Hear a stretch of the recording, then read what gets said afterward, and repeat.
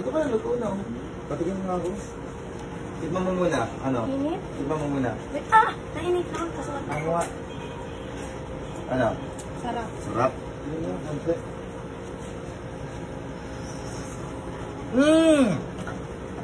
Dagdagan mo pa ng sanggarapo na asin. Hindi, wala naman wala nang kakain yan.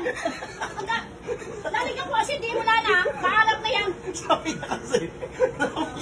Bakit? Ako naman binibirikan. Lagyan mo ng isang grapong asin. Lalagyan ko ano makakain yan? Ng asukal para matamis. Lalo na asukal! Ano yan? Adobo. Adobo. Dahil asukal. Ipalo mo siya. Diba? Aray, putang ina siya. Diba asin? Ikaw naman asukal.